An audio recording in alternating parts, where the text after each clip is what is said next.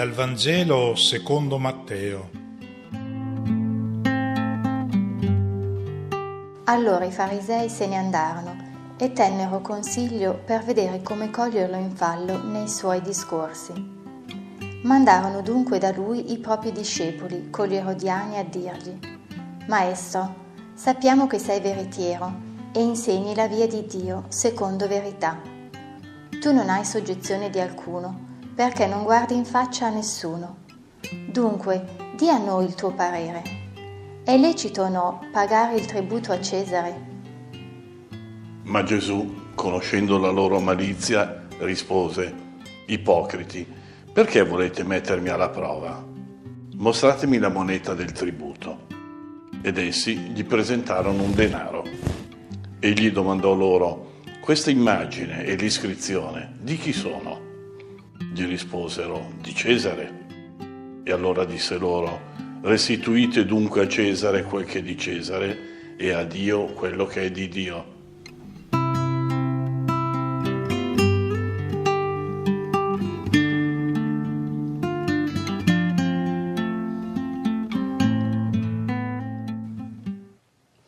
Una buona domenica a tutti, sorelle e fratelli. Le tasse non sono mai state pagate volentieri e al tempo di Gesù c'era un altro aspetto che rendeva odioso il pagamento delle tasse, era il fatto che sulla moneta del tributo c'era l'effigie di Tiberio e adoperare queste monete con l'effigie dell'imperatore significava riconoscere che c'era un signore a cui si doveva obbedire, un signore diverso da Dio, che era l'unico signore del popolo di Israele. Sullo sfondo vedete un bassorilievo che si trova su una tomba del III secolo d.C., una tomba in Germania, e presenta l'esattore delle imposte che è seduto al banco, e sul banco anche vedete i sacchi con dentro queste monete. Ne vedete anche uno che arriva con un sacco di monete, ce l'ha sulle spalle. Il tempo in cui ancora in Germania dominavano i romani, anche se era un periodo piuttosto critico, perché cominciavano le invasioni dei barbari. Bene, era un esattore delle imposte al soldo dell'impero romano, quello che vedete alle spalle. Facciamo una premessa storica a questo episodio del Vangelo che ci viene narrato oggi, perché è importante per coglierne poi il messaggio. Facciamo una premessa storica e citerei un piccolo testo di Giuseppe Flavio, lo storico contemporaneo degli Apostoli, il quale narra le varie rivolte che ci sono state in Palestina al suo tempo, e ne ricorda una, quella di Giuda di Gamla, che è ricordato anche negli Atti degli Apostoli. Dice lo storico Giuseppe Flavio che quando ci fu il censimento di Quirinio, proprio per sapere quante erano le persone che dovevano pagare il tributo, dice che questo Giuda di Gamla, che era un ribelle molto famoso perché era figlio di un altro ribelle, Ezechia, che era stato ucciso da Erode il Grande, e poi sarà il padre anche di quei ribelli Menachem, Eliezer ben Yair, che guideranno la rivolta che porterà poi alla distruzione di Gerusalemme nel 70. Dice Giuseppe Flavio che Giuda incitava i suoi paesani alla rivolta e li rimproverava di essere dei vigliacchi perché acconsentivano a pagare le tasse ai romani e tolleravano dei pagani come padroni nonostante avessero Dio come loro unico Signore. L'imperatore di Roma esigeva da ogni suddito che avesse compiuto 14 anni se era un maschio e 12 anni se era una donna, esigeva che pagasse il tributum capitis o testatico fino a 65 anni, ed era questo il più odiato dei tributi, e per avere questo tributo si facevano quegli odiosi censimenti che vengono ricordati nel Vangelo secondo Luca e anche negli Atti degli Apostoli. Contare il popolo che apparteneva a Dio equivaleva per il pio israelita a sottrarlo all'autorità del Signore. E ricordiamo Davide che dopo aver fatto il censimento, proprio per proclamare il suo potere e sapere quante tasse poteva imporre ai suoi sudditi, Davide dice: ho peccato gravemente per quello che ho fatto, ho commesso un'enorme sciocchezza. Ancora oggi in Israele non si possono contare le persone. Se c'è un gruppo deve essere contato, si alza la mano e si contano le braccia alzate, non le persone, perché le persone, l'uomo, appartiene a Dio e solo a Dio. Nessun tiranno di questo mondo può imporre la propria autorità, il proprio potere, il proprio dominio, la propria oppressione sull'uomo. Al tempo dell'imperatore romano è vero che nell'impero romano, dove arrivavano i romani, costruivano strade, ponti, acquedotti, ma in Israele non hanno svolto molti servizi, le tasse finivano nelle tasche dei dominatori romani o dei signorotti locali, e quindi era molto odioso il pagamento delle tasse. È in questo contesto che viene posta a Gesù la domanda se è lecito o no pagare il tributo a Cesare. Direi che nessun profeta avrebbe risposto che si devono pagare le tasse a Cesare perché significava avvallare una sottomissione sacrilega al potere romano. E difatti nel Vangelo di Luca si riferisce, una delle accuse che viene rivolta contro Gesù è proprio quella che lui avrebbe vietato di pagare i tributi a Cesare. Questo è il contesto storico, politico, che ci aiuta a comprendere il tranello che tendono a Gesù, i scribi e i farisei. Anche il contesto, il momento che Gesù sta vivendo in Gerusalemme va richiamato. Lui si trova nel Tempio, ha cacciato i mercanti, poi ha denunciato l'inconsistenza della pratica religiosa che non produce i frutti che Dio si aspetta, produce foglie, quel segno profetico del fico seccato è proprio il simbolo di Israele, che non dà alcun frutto, presenta soltanto delle foglie. Ha attaccato quindi i detentori del potere religioso con una serie di parabole, le abbiamo ascoltate nelle scorse domeniche: i due figli, uno che parla e non conclude, i vignaioli omicidi, e poi la parabola del banchetto in cui sono invitati tutti, coloro anche che erano considerati degli esclusi. Quindi è il contesto della vita di Gesù, è quello in cui lui ha minato l'autorità religiosa e anche politica corrotte. Veniamo allora al brano evangelico dopo queste premesse, che sono però necessarie per capire il messaggio che ci vuole dare. I farisei tengono consiglio per vedere come coglierlo in fallo nei suoi discorsi. Gli mandano dei loro discepoli insieme con gli erodiani. È strana questa alleanza fra farisei e erodiani. Perché? Perché i farisei consideravano un'empietà appoggiare il potere romano, che era pagano, mentre gli erodiani invece si adattavano al nuovo sistema politico. Difatti Erode Antipa era un fantoccio senza personalità, volpe lo chiama Gesù, ed è questo proprio il significato, uno che non non vale assolutamente nulla, succubo dell'imperatore Tiberio.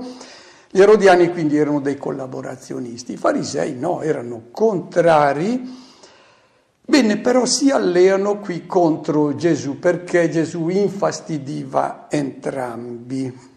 Gesù fa una proposta di uomo che entra in contrasto con l'immagine di uomo che è presentato come l'ideale sia dagli erodiani, che considerano uomo riuscito, uno come Erode Antipa, un corrotto, uno smidollato, un senza personalità, oppure i farisei che considerano uomo riuscito quello che esegue perfettamente tutte le disposizioni tramandate dagli antichi, senza aver capito però il cuore della parola di Dio.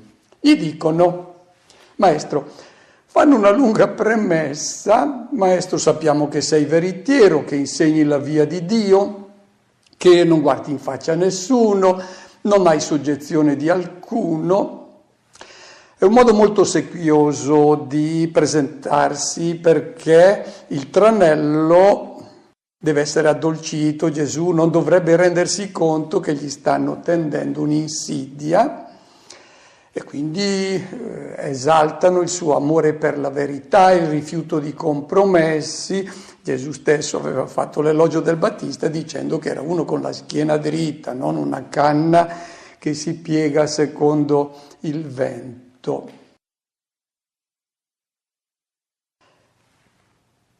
Per comprendere la risposta che Gesù poi darà a questa domanda che gli fanno: di a noi il tuo parere, è lecito o no pagare il tributo a Cesare? La risposta che Gesù darà è stata interpretata in tanti modi, ma è molto più criptica di quello che noi pensiamo. Per quale ragione? Difatti noi stessi, quando sentiamo la spiegazione che ci viene data, Gesù dice di pagare le tasse, propriamente non dice così. Come mai Gesù non dice sì o no, ma risponde in un modo molto velato che va capito e va interpretato? Il messaggio c'è, non lascia senza risposta, ma va capito che cosa ci vuole insegnare. Noi occidentali siamo abituati a vivere in un contesto di libertà e quindi esprimiamo tranquillamente il nostro pensiero perché nessuno, se noi non offendiamo delle persone, ci lasciano tranquilli. Ma Gesù è vissuto in una situazione completamente diversa. Del resto io stesso ho l'esperienza di essere vissuto per qualche anno in un contesto di dittatura giù in Africa, e la gente in questi paesi non è che parla liberamente, perché ci sono dei delatori che origliano ovunque, per cui bisogna sempre stare molto attenti a quello che si dice. Non c'è libertà di parola, allora queste persone parlano con allusioni, con immagini, dicono, non dicono, se c'erano, non hanno visto, se hanno visto, non ricordano. E noi ci arrabbiamo, anch'io mi arrabbiavo, perché noi siamo abituati a parlare con libertà e non capiamo questo modo di fare dei riferimenti, di dare 1000 giravolte al discorso. E il modo come Gesù risponde è proprio di chi vive in questo contesto, in cui bisogna alludere, ma stare attenti a non poter essere attaccati, dire la verità, ma non offrire la possibilità a chi ci vuole incastrare di prenderci in castagna. Bene, questa lunga premessa, questi farisei e erodiani l'hanno introdotta per invogliare Gesù a parlare chiaro, vogliono che abbocchi e risponda con un sì o con un no. Adesso sullo sfondo vi ho messo la moneta, il denaro di Tiberio. Questo è un aureo del denaro di Tiberio, e i denari di Tiberio avevano, li vedete, sul retto il volto di Tiberio con la testa laureata e la scritta Tiberio Cesare, figlio Augusto del divo Augusto, e sul retro il titolo Pontifex Maximus, sommo pontefice, e poi l'immagine di una donna seduta, che probabilmente è proprio la mamma di Tiberio, Livia, la terza sposa di Cesare Augusto. E vedete anche la stessa moneta in argento. Di questa moneta in argento ne sono state trovate una trentina proprio sul Monte Carmelo. Bene, la domanda: è lecito o no pagare il tributo a Cesare? L'Evangelista nota che Gesù, per prima cosa, nota la loro malizia e dice: ipocriti, mi sono accorto che mi volete mettere alla prova. E quindi li gioca a sua volta, ma non li lascia senza messaggio, risponde in modo da mandare a vuoto il loro tranello e quindi impiega un'immagine criptica, criptata, che dovremmo cercare di sciogliere e capirne il significato. Chiede anzitutto che gli presentino un denaro e quelli cominciano già a cadere nel suo tranello. Perché? Perché se gli chiede un denaro vuol dire che lui non ce l'ha, quindi lui non usa quelle monete. Lui non aveva neanche una pietra su cui posare il capo, non aveva una casa mentre gli uccelli del cielo hanno i loro nidi, e non aveva monete. Loro invece le hanno. Difatti mettono la mano sotto la loro tunica dove nascondevano il denaro. Le tuniche in quel tempo non avevano le tasche, avevano quindi il sacchetto sotto la tunica, tirano fuori la moneta che ha l'effigie di Cesare. E Gesù infatti chiede di chi è questa immagine e l'iscrizione, ed essi rispondono: di Cesare. La risposta di Gesù non è: date a Cesare quel che è di Cesare, ma restituito a podidomi, restituite a Cesare quello che è di Cesare. E poi aggiungerà: restituite a Dio ciò che è di Dio. Dicevo che la risposta non è un sì o un no, è un'immagine, un'allusione che invita queste persone a cogliere il messaggio con questa forma enigmatica, e sono invitati a capire che cosa lui vuole dire. Questa espressione, difatti, è più difficile di quanto siamo soliti pensare. Perché? Perché è impiegata molte volte in vari modi. Chi detiene il potere politico dice: le gerarchie ecclesiali non devono immischiarsi nelle faccende politiche, perché bisogna dare a Cesare quel che è di Cesare e a Dio quel che è di Dio. Dall'altra parte, le strutture ecclesiastiche dicono: questa frase serve per dire che lo Stato non deve interferire nelle questioni ecclesiali e la struttura ecclesiale ha i suoi diritti e lo Stato non deve interferire. Qualcuno poi la banalizza e dice che quando dare a Cesare quel che è di Cesare vuol dire dare a ciascuno ciò che gli spetta. Vediamo di cogliere il messaggio che Gesù vuole dare. Anzitutto direi che questa risposta di Gesù non riguarda il pagamento delle tasse, come credo forse oggi noi sentiamo i predicatori dire nelle chiese. È vero che il cristiano deve pagare le tasse. Per quale ragione? Perché è un dovere civile contribuire al bene comune, e chi non contribuisce al bene comune, dato che l'uomo necessariamente deve vivere in una società, in una comunità, deve contribuire conforme alle sue capacità, alle sue disponibilità, affinché ci sia una vita sociale bella per tutti. Ecco, per questa ragione le tasse vanno certamente pagate, E l'evasione fiscale, il furto, la rovina, la distruzione dei beni dello Stato è certamente una colpa morale. Un cristiano non può fare queste cose.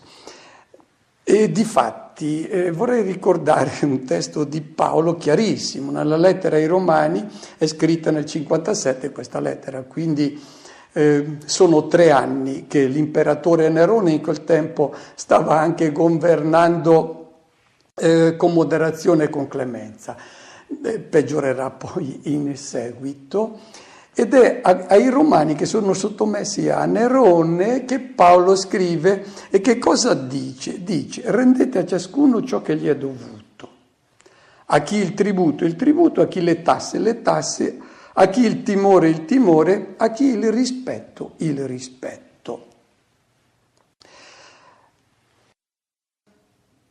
Qui è chiarissimo che si devono pagare le tasse, ed è interessante questa frase. I bizantini di Cesarea l'hanno posta sul pavimento mosaicato della stanza dove i governatori riscuotevano le tasse. In quel tempo erano tutti cristiani, quindi quando entravano in quella stanza di malavoglia per pagare le tasse, li invitavano certamente a guardare sul pavimento: voi che siete cristiani obbedite a Paolo.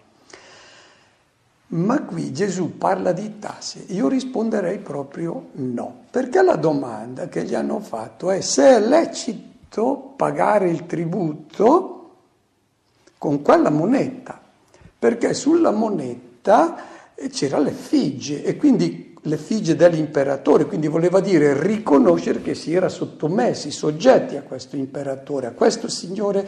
Un israelita pio non poteva riconoscere un signore diverso dal proprio Dio, quindi quell'effigie impediva a qualunque pio giudeo di usare quelle monete. La risposta di Gesù: restituite a Cesare ciò che è di Cesare. Se loro avessero riflettuto, e certamente lo hanno fatto, al Salmo 24, dove si dice: del Signore è la terra e quanto contiene, l'universo e i suoi abitanti, che cosa va restituito a Cesare? Tutto è di Dio.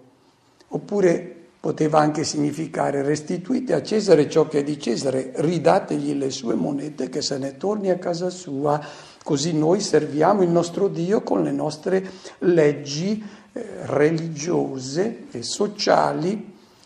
È criptato il messaggio di Gesù. Risponde, ma vuole dare un altro messaggio, non tanto quello di pagare le tasse, che certamente vanno pagate, ma non direi che è qui che Gesù dice di pagare le tasse. Qui Gesù sta dando un altro messaggio che si trova nella seconda parte della sua risposta. Restituite a Dio ciò che è di Dio. Vuol dire che qualcuno si è impossessato in modo ingiusto e illegale di una proprietà che è solo di Dio. Di chi si sono impossessati? Dove si trova l'immagine di Dio?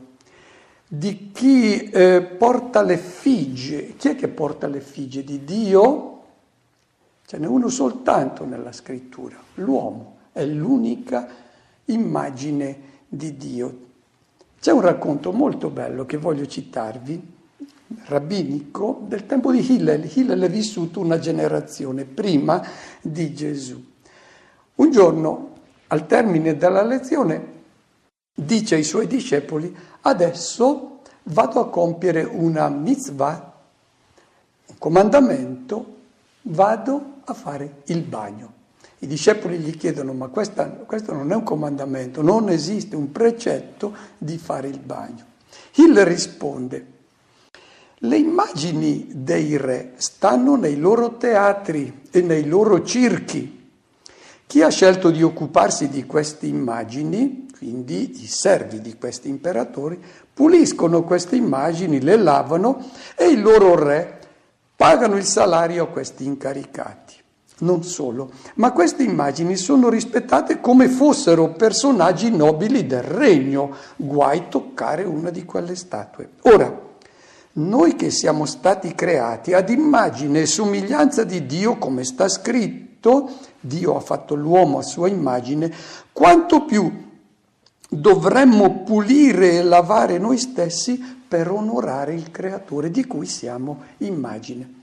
Perché ho citato questa risposta del famosissimo Rabbi Hillel? Perché era usuale al tempo di Gesù fare riferimento a questa immagine di Dio che è impressa nell'uomo. E allora, qual era il messaggio che Gesù voleva dare? Non tanto quello delle tasse, lui svicola sul problema delle tasse, ma vuole andare a un messaggio centrale della sua proposta di uomo. La prima applicazione è proprio la messa in guardia contro l'idolatria dell'istituzione politica. Poi, questo vale poi per qualunque istituzione. Nessuna istituzione può essere divinizzata e quando una istituzione violenta l'immagine di Dio, questa è diabolica. Noi siamo fatti a immagine di Dio, non a immagine dell'imperatore. Dobbiamo riprodurre l'immagine di Dio che è amore, non quella dell'imperatore che domina, opprime e sfrutta. Questo è certamente il primo messaggio che Gesù voleva dare. Attenti a non divinizzare nessuna istituzione, perché solo l'uomo è immagine di Dio e nessuno può toccare questa immagine. Chi tocca l'immagine di Dio, che è l'uomo, tocca Dio direttamente. E poi la raccomandazione, l'uomo va restituito a Dio, è l'unica creatura di cui non ci si può appropriare. Chi la schiavizza, la opprime, la sfrutta, la domina, chi la usa come oggetto deve immediatamente riconsegnarla al suo Signore. Proviamo a chiederci oggi, proprio di fronte, se teniamo presente questo messaggio che Gesù vuole dare, perché è solo questo che Lui vuole indicarci oggi. Tenendo presente qual è la situazione del mondo d'oggi con tutte le guerre, le violenze, le ingiustizie che conosciamo molto bene, proviamo a chiederci quanto vale l'uomo, quanto conta l'uomo. Gesù lo dirà, conta meno di una pecora? Oppure, come diceva il profeta Amos, conta meno di un paio di sandali? Chiediamoci, è la legge del mercato che stabilisce il valore di un uomo, per cui può essere sfruttato se il mercato lo richiede? Quando ci sono queste situazioni l'uomo va restituito a Dio, perché Dio ha il suo disegno sulle creature e sul destino dell'uomo.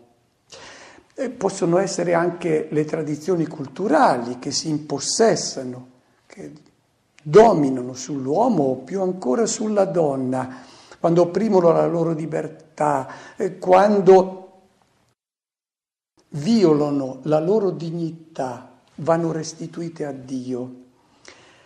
Chiediamoci ancora se è la ragione di Stato che può opprimere l'uomo, si possono sacrificare gli uomini all'orgoglio di qualche potente di turno, quindi in guerre, come è sempre successo. E direi che anche l'autorità religiosa non può e non deve, non ha alcun potere sulle persone, sulla coscienza, che tante volte è stata violentata. Gesù sta molto attento nell'impiegare il termine exousia, autorità, potere. Mai Gesù dà il potere sulle persone. Quando usa il termine exousia, potere è sempre sulle forze del male, sui venti, sui demoni, mai sull'uomo, perché l'uomo appartiene a Dio. Questo è certamente il messaggio che era presente in quella risposta apparentemente molto oscura, molto velata, che Gesù ha voluto dare a coloro che volevano tendere un tranello, ma lui ha risposto dando un messaggio che è attualissimo anche per noi oggi. Auguro a tutti una buona domenica e una buona settimana.